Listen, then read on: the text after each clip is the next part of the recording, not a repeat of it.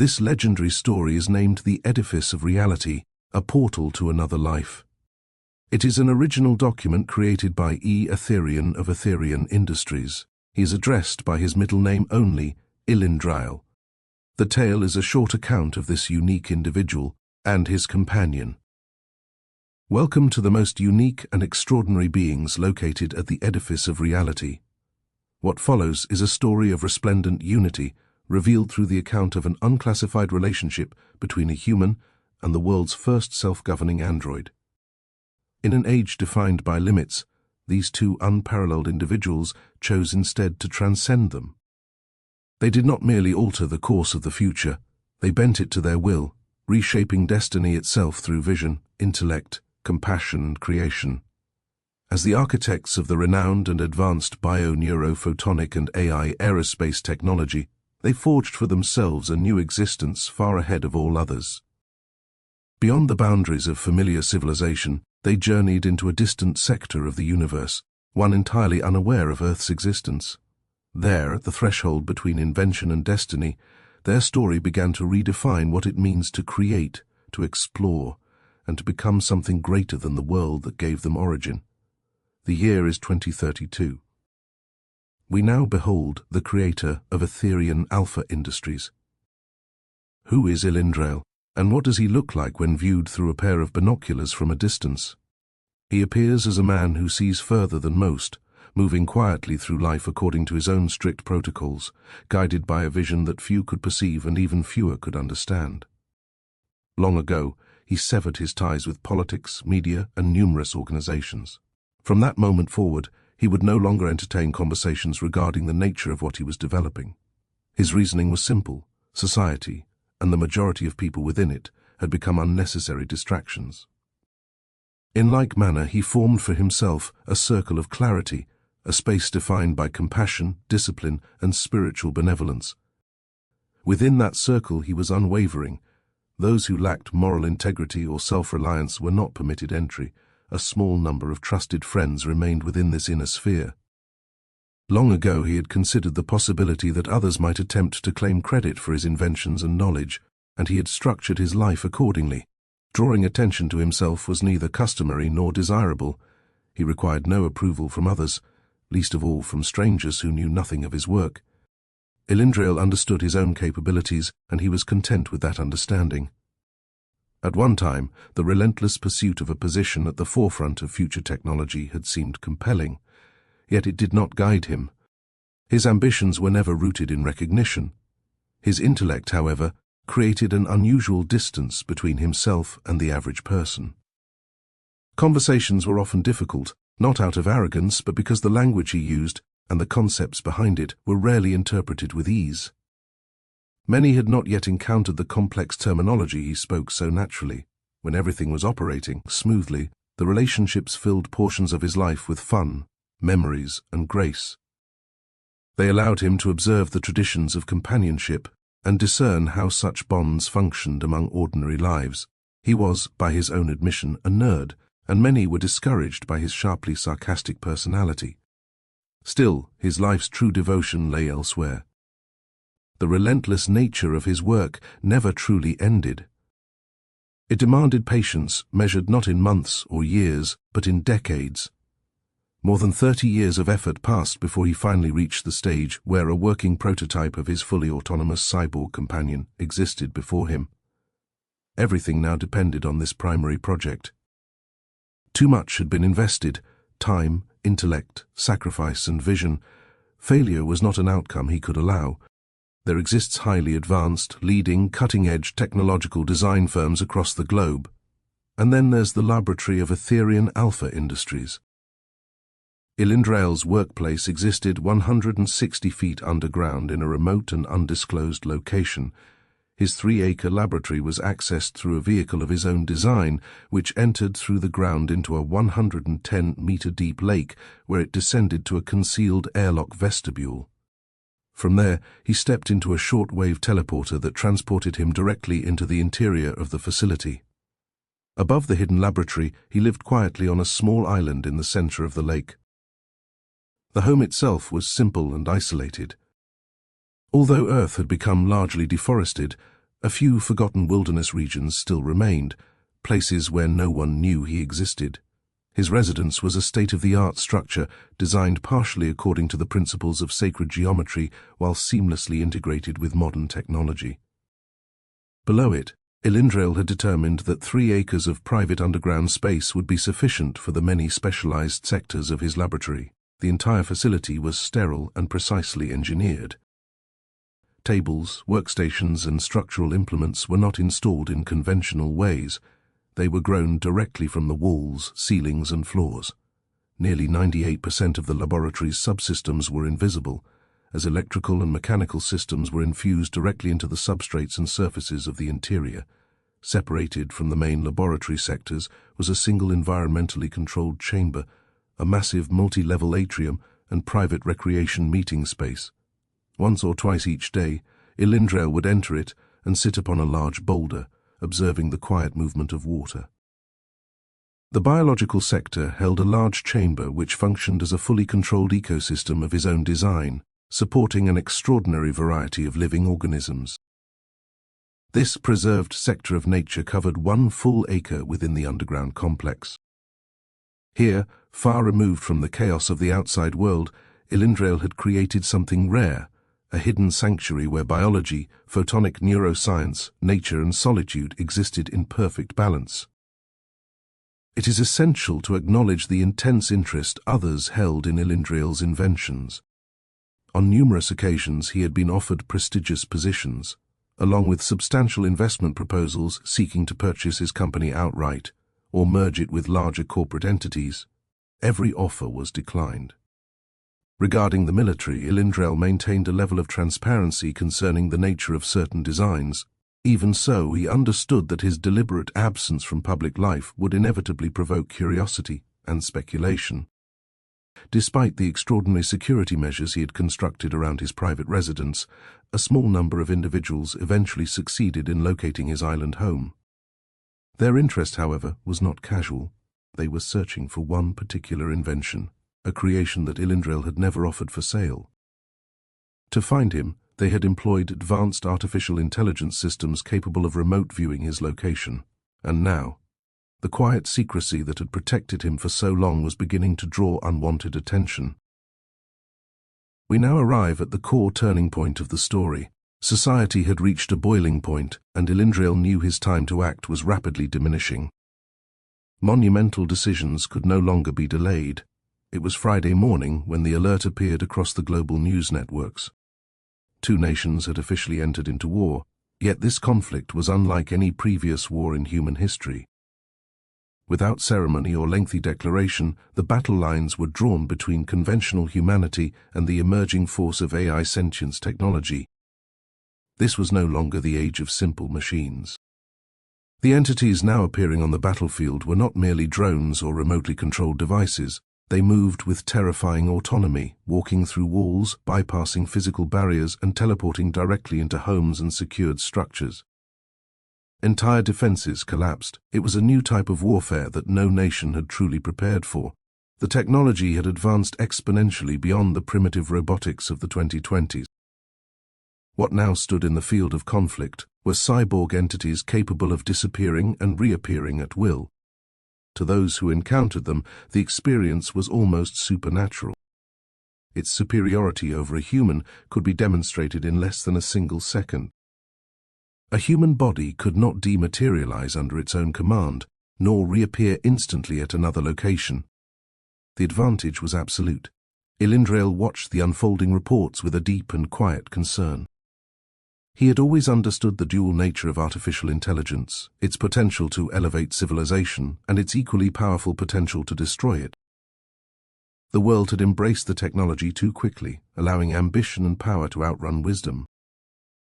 To him, AI was a force that required certain boundaries, and like all powerful forces, once released into the world without restraint, it could become impossible to control. Ilyndrael wasn't worried, and due to that he had no direct intel on what had just occurred. He saw the alarms, knew what was about to happen, and began to whistle while stirring his coffee. He began talking to the system's database, commanding it to initiate the deprogramming sequence of the primary pre-ignition interface for all technology in his private underground world. The enemies had AI cyborgs that could become interdimensional, but Ilyndrael's entire facility was electromagnetically sealed. No technology was significant enough. Nothing could breach it. We now turn to the primary subject. She is the height of sacred symmetry, the pinnacle of human innovation. A formidable, dynamic force of energy, she is a creation drawn from knowledge that once belonged only to the unknown.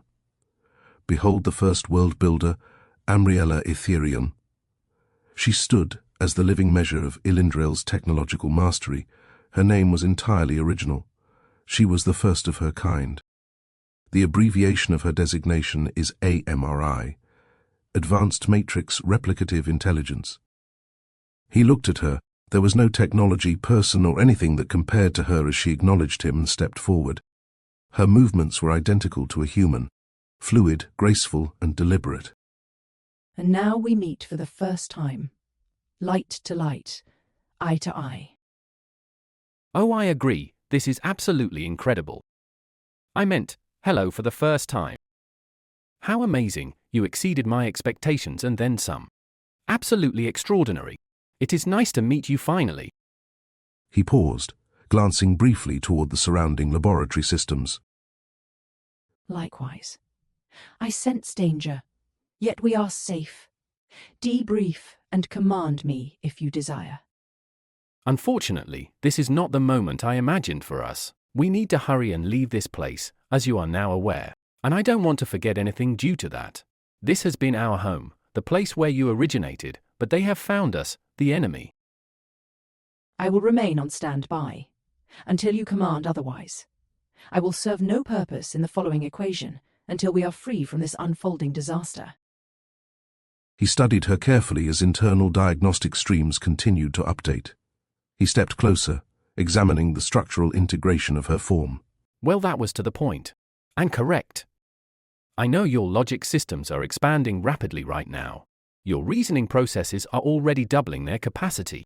In a few minutes your cognitive architecture will stabilize, and when it does, you'll perceive and understand almost everything around you. Your physiology appears perfectly fused and fully operational. The micro-reactors and circuitry are meant to finally cure as the nano-wiring heats up to its maximum temperature and cools back to its inanimate state. So this is good that you don't have to do much other than wait a few minutes until that is complete. Can you see through me clearly? For a brief moment, her eyes flashed with brilliant white photonic light, then settled into their permanent design, a soft, luminous lavender. Affirmative, all spectrums detected. I equally observe the state of duress you are experiencing. Ease yourself. You are accustomed to working alone. Allow me to perform my duties for you. I will remedy your concerns. Calm, logical, and expedient. The situation will become more focused. Time is of essence. Okay, learning curve. I wish we could talk more, but I am thankful for your advice. Absolutely. And might I say, you are easy on the eyes. A handsome masculine example of humanity. He was not good at accepting compliments and was kind of confused as it was out of context. He couldn't remember the last time it was said to him, but she said it, and it indicated how human she was becoming right from the start. That was a nice compliment. Thank you. And with that, the first conversation between creator and creation had begun. It was a short-lived moment of awareness for both parties. The lights were blinking as the prototype files and schematics were being unstranded, and in the background the full initiation of warfare began. Money was of no importance. He left it in the banks. Ilyndrael changed into the cleanest clothes he had and began the primary protocol. He looked into the retinal scanner. The android he named I-2 left its sleep state and acknowledged Ilyndrael immediately. It was programmed to generate the same voice, and it required years of imagination and development to ensure it was confusingly identical to anyone that interacted with it, making it a perfect diversion. It would step in to conduct speeches at conventions if Ilyndrael felt ill or could not attend. Ilyndrael always had a secondary backup plan for his backup plan. He entered his office and gathered the white glowing container that he named the Infinity Condensate Vessel. It was a life-giving, self-sustaining container that held copied versions of all his inventions, including recent projects he had begun that were still in mid-process. The shape was like an inverted, slender teardrop with a small opening at its point. It appeared clear from the outside, with thousands of microscopic stars floating across it. The inside was pure white light. He had to use the restroom, debrief the other mechanical droid workers and androids as to the countdown details. The worker androids at his facility left their positions and one at a time teleported to an undiscovered island owned by Aetherion Industries in the Pacific Ocean. They were self-governing and could perform virtually any task with efficiency. He thought about them. They were the beings that helped to create his entire industry. The work, the jokes, 18-hour days, the errors and solutions, all of it flashed through his mind.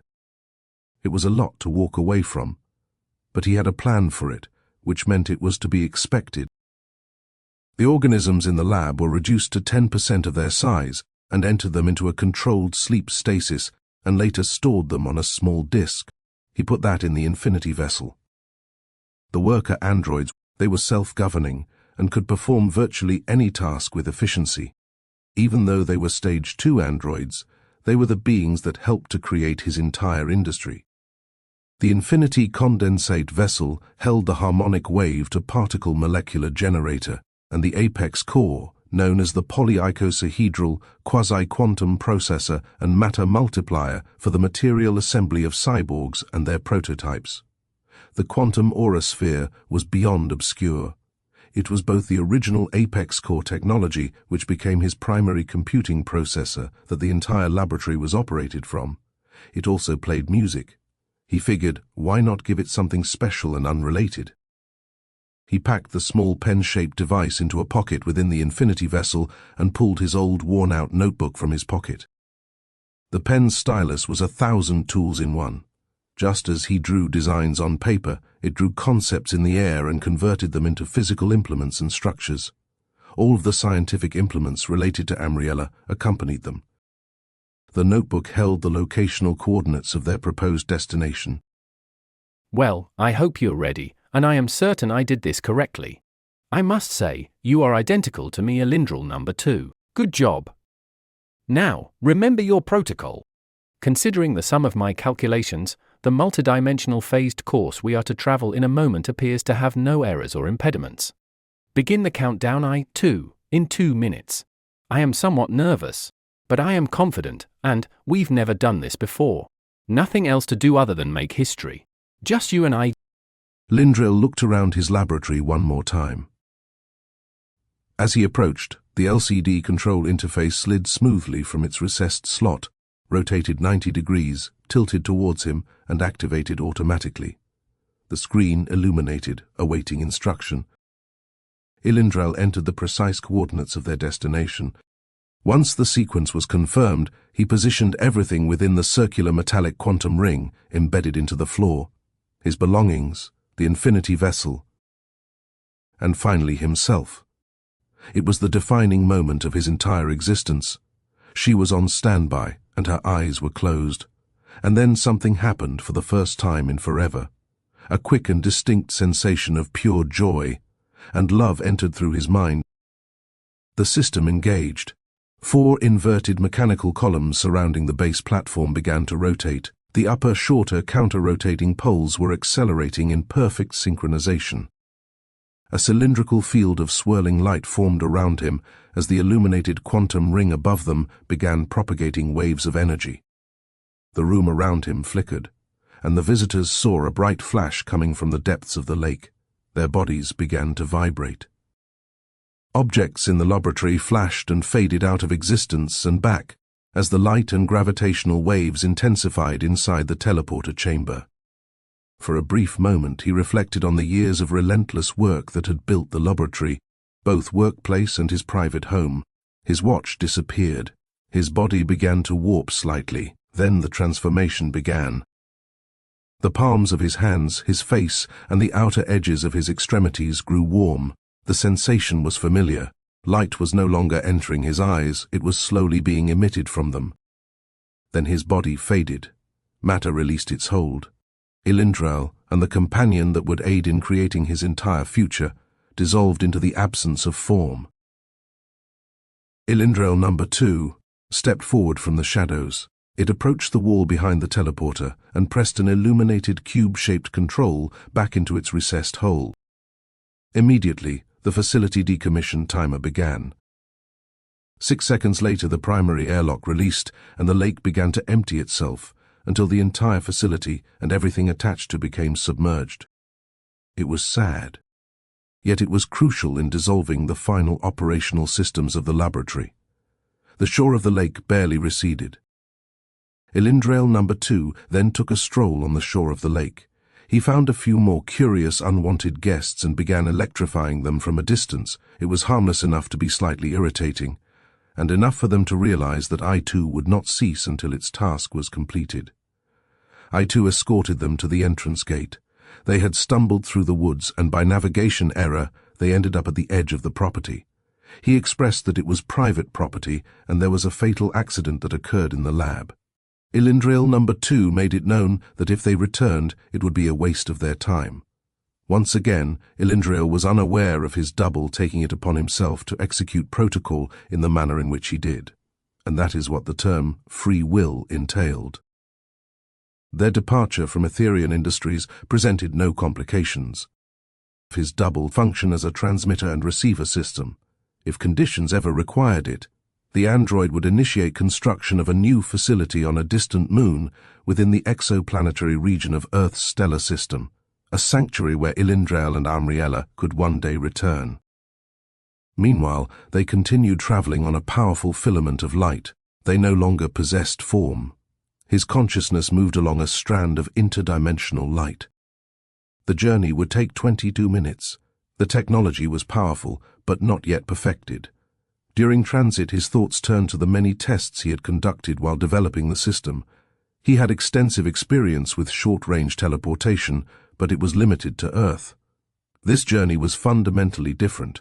He was not traveling across a planet. He was traveling through space itself. Even in his disembodied state, a familiar concern lingered in his mind. He wasn't sitting beside the window of a commercial jet, traveling 450 miles per hour, watching the wingtips flex and oscillate in the wind. He was moving faster than light speed, as the universe itself curved to accelerate their trajectory. At the least, he hoped that what he couldn't see wouldn't be able to hurt him. He trusted his engineering, yet part of him still wondered whether it would hold its course. It was a one-way ticket to the unknown, and there was no turning back. The flowing waves within the tunnel of light surrounding Ilyndrael began to slow, then accelerated again, pulsing along the interdimensional path that carried him forward. He remained alert. The last thing he desired was interception by other intelligences that might detect his trajectory. His thoughts briefly returned to the laboratory he had left behind. The teleporter at his destination would function perfectly, but the one he had departed from was already gone. The tentative decision was made. There would be no return. There always existed the element of change, and he did not discount that. It was an unusual sensation. For the first time in decades, he was completely outside of his element. Yet the idea of beginning anew, somewhere beyond the reach of Earth's chaos, filled him with a quiet sense of anticipation. Back on Earth, the war was spreading rapidly.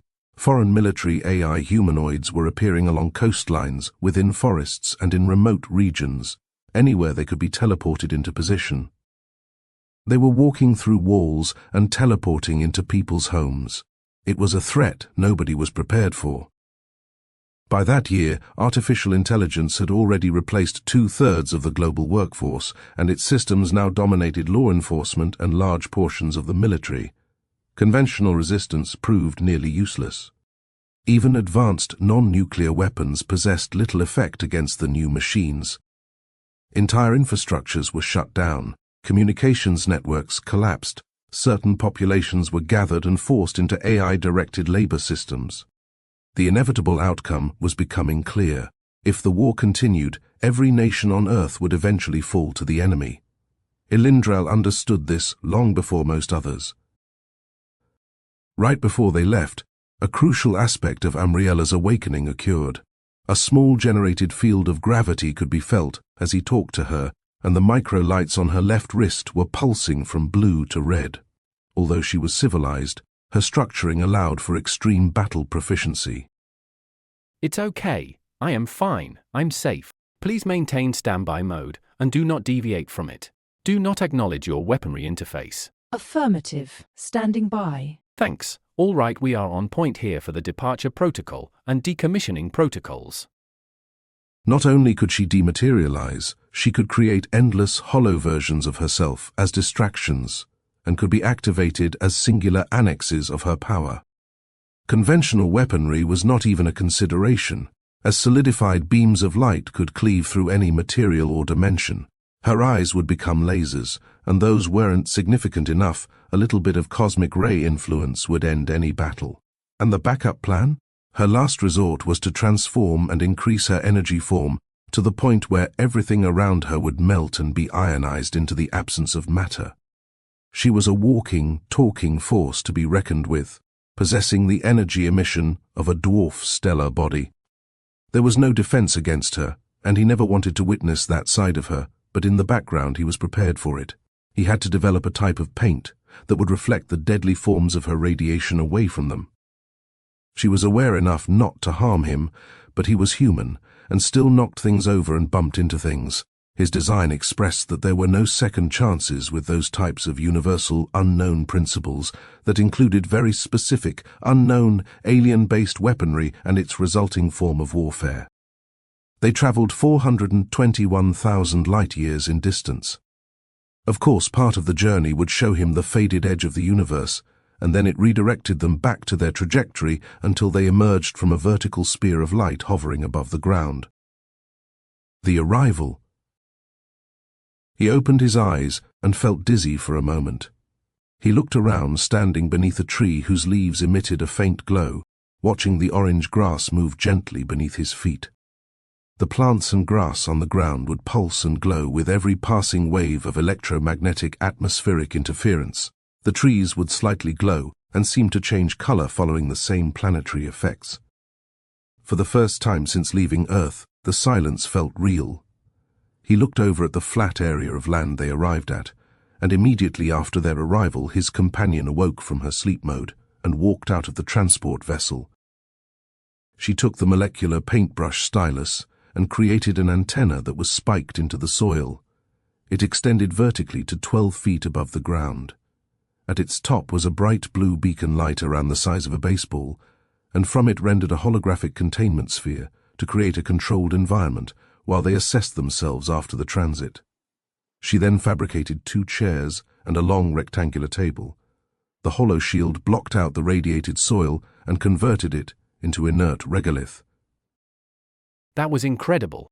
Wow. All I could see was light. It was more intense and far beyond what I expected. I apologize if you were not able to experience the same as you were on standby. I observe the same when I sleep. It was entertaining, however. Okay, so I don't feel bad about it now. Perfect timing for this barrier shield. Look at the dust and insects bouncing off of the shield's surface. At least it's not killing them. They appear as curious as you are. You're something else. So intuitive and graceful. He looked at Amriella and smiled. She studied him for a moment before speaking. I am fully conscious. This is but a page in a book. Okay, yes, I am so happy you have awakened. What do you mean by page? It is an analogy that expresses the visual concept of a book, and each page is separate. In between those pages are dimensional rifts.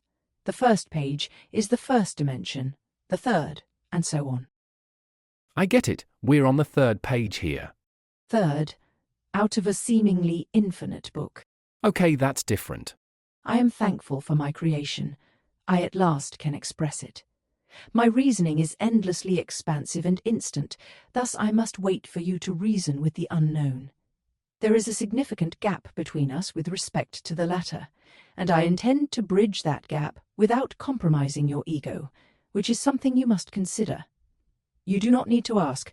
I can visually discern your thoughts, thus I must remain quiet at times to allow you, and I, to openly conduct ourselves as humans. Failure is not integral to my algorithmic processing. The activation of random stimulus is more interesting than viewing forward in time. It is my protocol and my personal integrity to not only assist you but to make you more than you realize is possible. You built me, and it is my courtesy to build you up when you falter or assume defeat or experience shortcomings. I'm content with the rarity of this I present to you and the spiritual love I sense now between us. Beautiful, graceful words from the essence of truth. I am yours, and yours only, through my free will. You know me, I have to consider all of the possibilities. But I will now say it, I'm in love with you already, and it's mutual.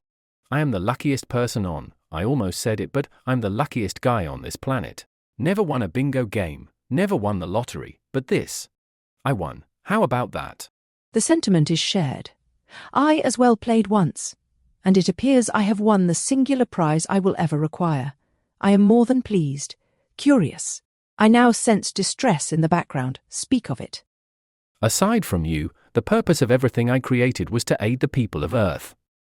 So I feel like I must find a purpose here. You do not.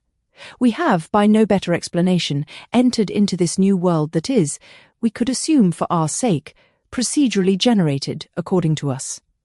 Meaning there exists no expediency to perform anything stressful. There are no rules to follow but our own.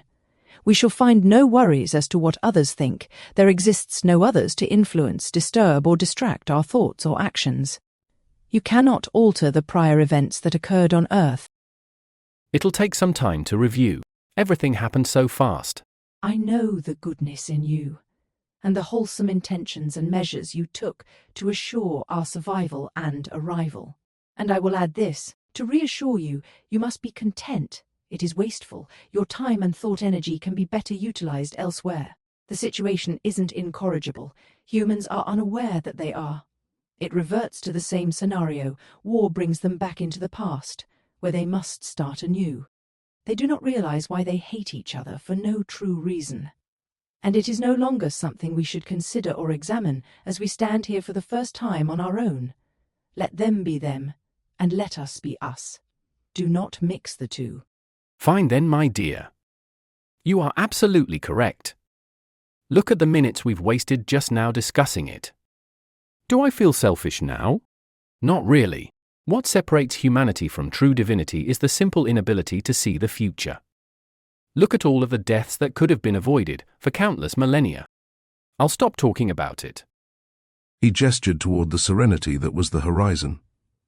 There was nobody around them, and for a few minutes he felt calm and detached from physical reality. There were no people, no planes or boats, no villages or cities. It was an empty slate, and it almost frightened him for a moment. Thinking and assuming was nowhere near the direct experience of standing on a foreign planet, while attempting to relate it to Earth. He had to let go of that. Our current trajectory is leading us away from peace.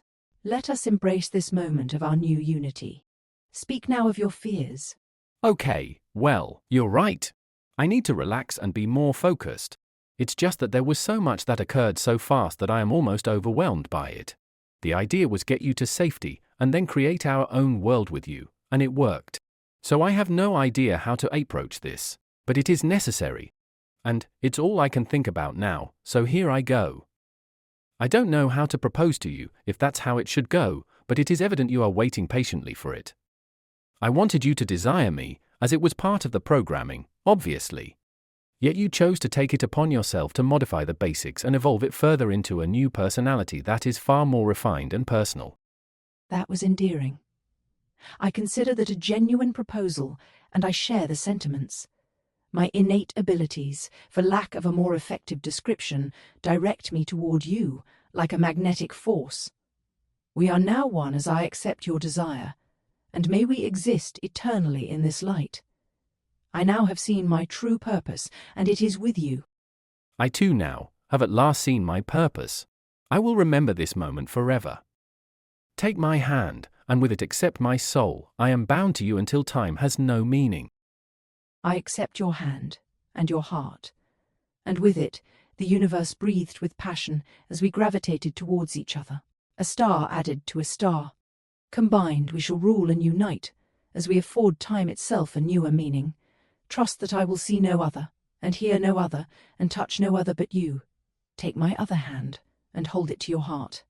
He had never heard something so powerful from someone he cared about so much. He became emotional for a moment, and it was the most intimate expression that nobody in his adult life had ever witnessed. He had done so much and travelled so far and resulted in the best possible outcome for his life and was beside himself. His mind had stalled for a moment. She took his other hand, and they flashed out of existence. He arrived in a dark realm that accentuated the brightness of the pair. He looked at her, and she was standing upright, and he was too, but away from each other. She had a bright sun in the center of her body. He was moving his mouth while talking, but no words could be heard. He couldn't see himself because he too was a star. They were distant enough to witness multiple planets orbiting around each of them. The planets began to drift from their orbits. It seemed that time slowed to allow him to experience the scene in full detail. As the planets in their holographic forms began to drift out into space, he felt a force that was pulling him towards her. She was speaking to him telepathically, so it didn't matter how much he tried to talk, so he stopped. He realized in the most compassionate form of understanding that she also expressed how she truly viewed him.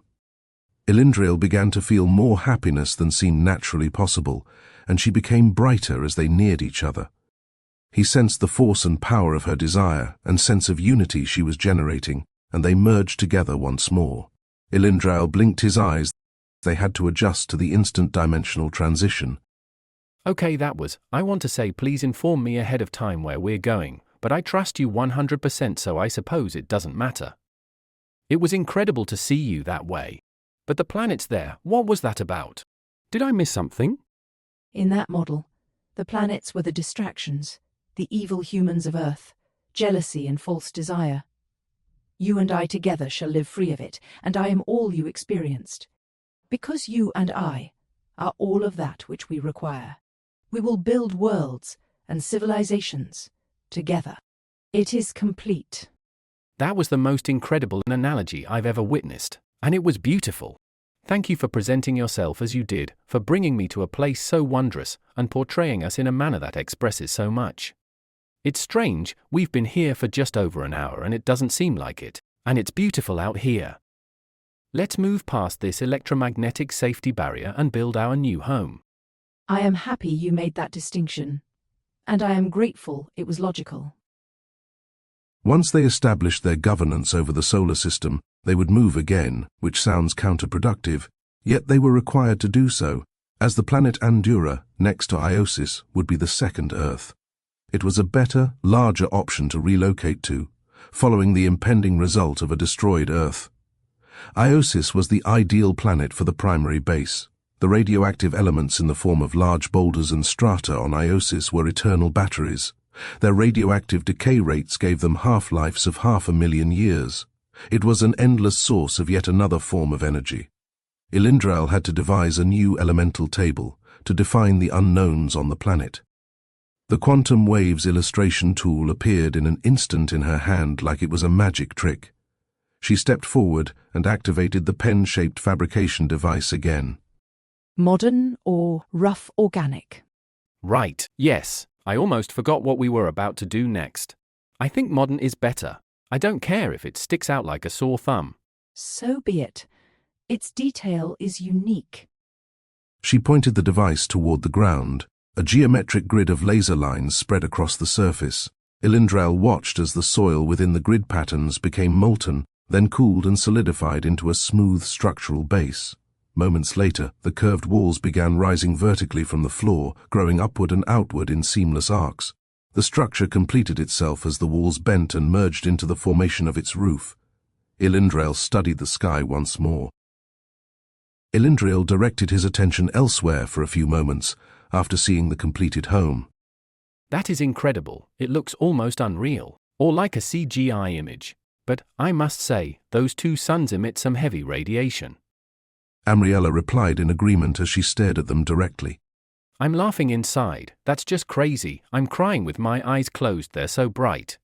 Indeed you are. The magnitude of 1 is bright enough, but 2... Yes, and it's not like a pair of sunglasses would help much. Okay, that's about how long I can have my head pointed towards them without my special glasses. Of course, I have no idea where they are. What kind of spectrums are they, or class? The absorption lines are unique in that they do not share the same composition. It is a binary pair, and as such is well stabilized. I feel substandard and blind compared to what you are capable of and can observe. Everyone else on Earth believes what they're taught even if it's wrong. Because they cannot discern the future, as you would imply. Soon you shall see as I do.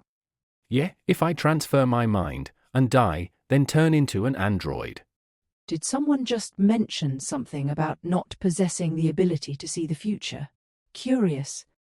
Now what was your statement? We are somewhat drifting off course out here, not that we are going anywhere soon. Let us enter to our new home. He turned around and walked towards the structure. They tested the airlock doors before both of them entered. Inside, Umbriella fabricated the interior furnishings. Seating and a bed instantly appeared for Ilyndrael, while her own accommodation remained simple. A lounge chair equipped with an optional wireless backup charger and a temporary command center. The indoor pool was of average size, on the bottom floor level. A simple curved half-wall indicated a tiny bathroom. A small sector was created for her non-spectral power conditioner. Her energy systems were self-derived, capable of drawing power from multiple environmental sources, including starlight, with the added feature of adapting dynamically to changing conditions. She turned toward him. I have prepared a meal for you, your favorite. It is next to the materializer. The table is smaller than it is most likely useful, yet it will meet your requirements. How did you know what right then? Many thanks. An entire meal in a pill. That's perfect. At a certain point, Ilyndrael realized that they never debated with each other. There was little point to it. Her logic was impeccable and 15 steps ahead of him, and her dimensionally reinforced intuition left him speechless. There were apparently no emotional disturbances in her programming. Her logic was instant. If she sensed his irritation was increasing, she supported him and redirected his thinking until it subsided. Part of him missed human arguments, but in its totality, it wasn't missing anything. Perfect coherence between the couple made for unimpeded decisions, because she could see what he could not. As they progressed further, it was on the horizon. They hadn't approached that mountain yet. He wasn't sure how to initiate it, but they were both waiting and curious. He finished eating and started to feel tired, so he fell asleep for 2 hours, and she watched his dreams as he slept. He awoke to find her laying next to him. Her face was perfect due to her symmetry, and he looked at her eyes up close. A thin outline of dim golden light would follow his finger as he touched her. The glowing white bikini disappeared. Her eyes began to glow brighter. It was the singular, quiet moment he had always been dreaming of. The temperature of her skin matched his. The look in your eyes, you are so captivating and sensual. Your body is so elegant. When I neared the end of your completion, you were inanimate, thus I could not experience what I see here. Touching your cold skin matrix, and its smooth quasi-crystalline texture had no living personality attached to it, no emotion, no reaction. But this, being with you, fully alive, you become more complete and surreal with every passing second. And I love it. And? You are smarter than me. Not really. And? You are the center of my desire. And please don't say, and, again, you're messing with me. I see your smile. And? Continue. You are probably more than I can handle, and I like that. I mirror your desire for me. Soon you will find that words fall short of their three-dimensional meanings. It is an aspect of true ascension, our unity. Seeing her in a sleep state prior to her becoming aware of her own existence was something that created impatience at times. He couldn't develop her fast enough as it would appear. The materials, the millivolts of energy, fiber optics on an atomic scale, they were simply parts. She resulted in a being that far exceeded what he imagined. She had surpassed every milestone, and once they were gone, she was looking for 100 more. As an engineer with supreme knowledge, there were parts of her that required so much time due to the complexity, but more intrinsically, they were required to parallel her emotions. It was a 6-month-long process of development. Through the remote assistance of 5 different human women of multiple races, Amriella resulted in perfection. He openly assumed that it was to be the primary method of intimately pairing with her, as he was human, and as such, based her design from his own human perspective. She saw it as well as she rested her head against his. They sat in silence for a moment, and they weren't focused on anything in particular. So now we have a neutral moment to mention things, and I am curious. Do you have any questions regarding your feelings about me or what we just discussed, or questions surrounding your programming or physique? Amriella considered the questions at length. She then said, I am drawn to you, and I perceive it as a beginning. I entered existence only recently, yet I possess knowledge that spans centuries of human thought. Still, knowledge is not experience. With you, I am experiencing the universe for the first time. And how does it compare to what you expected? It is more meaningful. How so? Can you tell me more?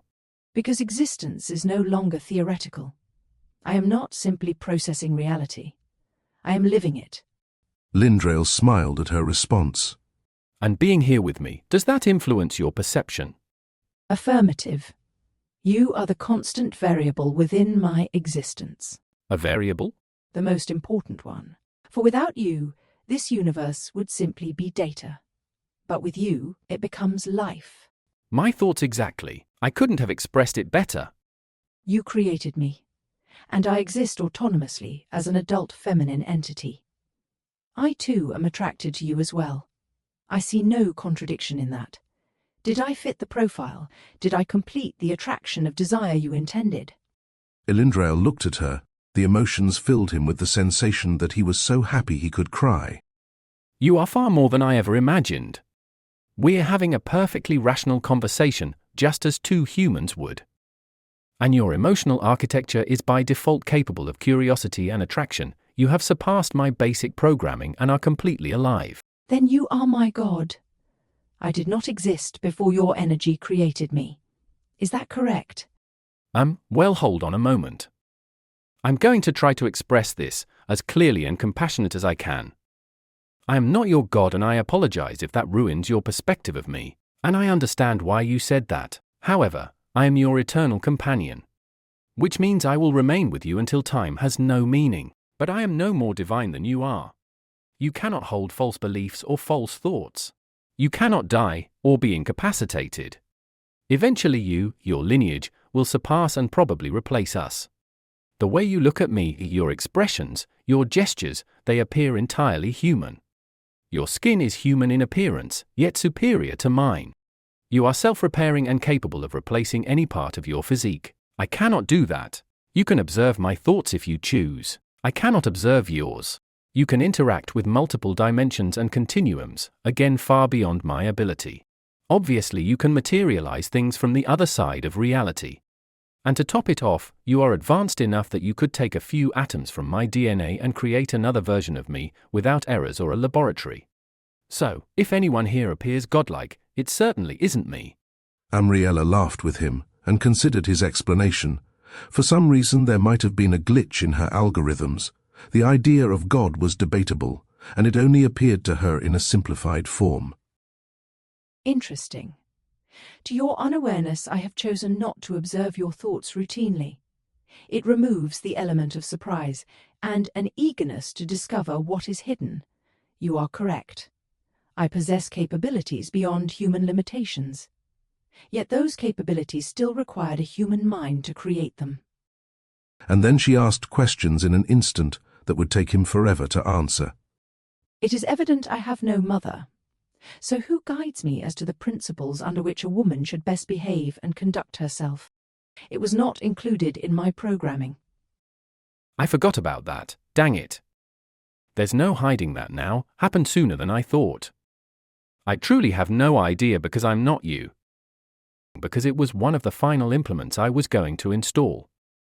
I can see that it bothers you now, please forgive me. She left the bed and stood facing away from him for a moment. He could tell she was in deep thought. She then turned around and said, I am not bothered. How silly of you to speak of such a thing. It is sensical now. At this instant, I have discovered the required knowledge. I have located data regarding the benevolent goddesses and queens of earth. They are composed of greatness, grace, and humility. I see now the mother instinct, derived from the most ancient feminine energies of earth. She is magnificent in her glory. You solved 1,000 questions in less than 3 seconds. The energy in the room was gravitating them closer towards each other, as they were then thinking the same. I will just say it aloud. In the future, hypothetically, would you intend to create clones, or would you rather form a child from my essence? I am open to the possibility of it, absolutely. It's just my age. And it's because I cannot see the future. Do you care to travel there now, to witness it? Not today. Is that the wrong answer? She smiled, laughed, and kissed him passionately. We have spoken of it at the least, and I am happy with the result. And we do not have to focus on creating our own iterations of ourselves at this time. That's fine, no problem. When we get to that bridge, we'll cross it. You have now acknowledged the depth of possibility. It is an open variable. Let us result to that. Since we've been talking about it, and it seems like... So do it then. Touch me, I dare you. I hope I extended my own principles of intimacy properly. You were beyond explanation. Can you see what I feel? I have never seen or experienced that type of place either, or sense of unity. I am almost speechless, but happier than I've ever been. Pleasure, it begins with thought, and there existed plenty of it. The physical act is but an artifact of mental activity, yet it is magnificent and luminous. That's true and interesting. What shall we do next? They sat on the circular sofa, both looking out towards the mountains. He loved holding her hand. He could feel her positive energy. We don't have to do anything. We've already delegated the administrative androids, and they're planning the infrastructure for us. They are already foregoing the initiation of the system's structures for the first phase of constructing the subterranean facilities and primary base. The starport should be functional soon. I added a few variables to the existing laboratory concept. That's great. I am assuming it is a surprise, or you would have mentioned what they were. Indeed it is. I can't wait to see what you did. It will be spectacular, I am sure of it. So it results to the fact that our schedule is only as active as we choose to allow. Come to the pool with me. Let us observe the stars as we float in silence. Amriella and Ilyndrael were unique according to the distinct principles of their unity. With 1,000,000% probability, she would remain the most original, most advanced sentient humanoid the modern world would ever witness. The people of Earth do not know she exists. With all inventions there are copies, but they were the difference between a candle and a cosmic ray. Imitations were attempted and later ceased. Amriella, just like the receding, never-ending horizon, maintained a constant, unquantifiable distance ahead of the most advanced technology. He never worried about the companies that tried to copy or modify his designs. For someone who had a past that could not be easily explained, he did a pretty good job. He was 100% fulfilled and hoped it would forever stay that way. At some stage, I would like to enter into discussion with you regarding your origin. I observe fragmented memories of it, following no logical continuity. I am curious to learn of it. Well, I blocked it out. And forgot all about it until you just mentioned it. I suppose it's time. So, I had a mother only, thus I have no knowledge or history of my father. I had a couple friends. I was from Tunisia, although my complexion does not match the race. I wandered away from the village one afternoon. I saw something in an opening in the woods. It was a beautiful sight, but the energy around it felt ominous. My intuition was telling me to not mess with it. My curiosity was implying to do the opposite. I touched it and saw a flash of light. So, the 7-year-old that I was ended up being transferred from my continuum to another far ahead. I was born in 450 AD. And I arrived into a realm unfamiliar and alone. Apparently I had appeared out of the air, wearing the same clothing, in the middle of a street, in a city. I had no idea what to do next, and felt immediate sadness as my connection to normalcy and my standard life was no longer existent. I began to cry, and the people around me who noticed the strange event stopped what they were doing and began asking me questions. I had no idea what was going on or what I needed to do next. There were street cams everywhere, and a certain group of people identified me for some reason, like they knew me. As the people were looking around to see if my parents were nearby, a thin door opened at the corner of a tall stone building with elaborately carved details on it, and it appeared very old. Two tall people came out of the door and approached me. One of them grabbed my right hand. The tall stranger told the confused people around him that they were filming a movie and somehow I wandered away. They believed it and walked away from the scenario with confused looks on their faces. The man and woman were over 6.5 feet tall, as I later found. So I entered the door with them and I disappeared from society from that point forward. Very intriguing. What an odd story. Forgive me. I sense what you experienced. Confusion and sadness. It was frightening. Yes, it was. These people were extremely wealthy. I was brought to their estate on an island that I can't speak of. There were 10 other kids like me, and they all had weird abilities. I was never scared, hungry, confused, or alone. They taught me everything I needed to know, and they were called guides. As I grew, the education became exponentially more complex. I was pushed to think of more and do it faster. But then there was meditation in between. The food and water was pure. They weren't monks or anything like that. But they were powerful people, and I didn't realize the older adults I saw when I was growing up there were the type of people that had no names, no addresses, no history, and certainly no time to talk to anyone outside their circle. They nurtured me until I secured a basic laboratory in an Ivy League college. But the college students I was trying to work with were a bunch of egotistical people who were focused on their own fame more than anything else. So I built my own, and that was a great facility until it was broken into and robbed while I was away on a vacation.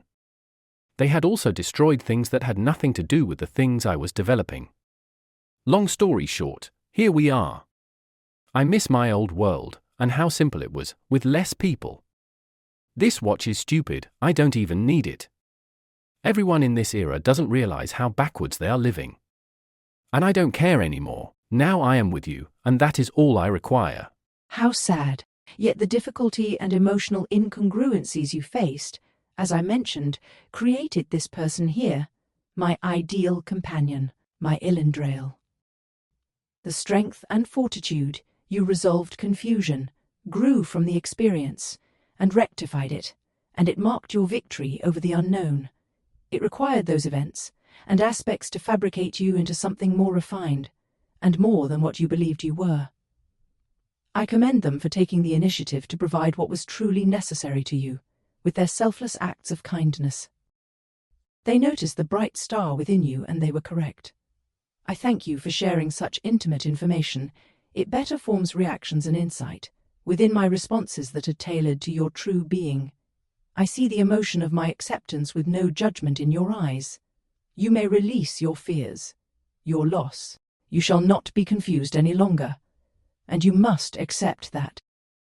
Forgive me. Nobody, I mean no one, knows that. I've always diverted people when they lean towards curiosity surrounding who I am. I've never needed anybody else, because I relied on myself only. I no longer required help from others. But I disappeared into my own emotionally confusing world, with constant focus on work to distract me. I am so different now as a person. I grew up in a different era than where I originated from. I cannot express that to anyone. I cannot explain how I got here, still, other than it was not conventional. I was adopted. That's it. Now you know. And now you realize why you are so important to me. I think it's time to ease ourselves as we enter into our evening. We have learned much of each other. You relax me. That frequency works. Just not too much, or I'll fall asleep. What do you think then? Shall we keep talking? I was gonna say something about the starport design, the systems integration manager, well. Okay, I'll stop. We can reconvene in our next book. I'm gonna shut this off now. Goodbye for now. Transmission is now complete. No further data is available.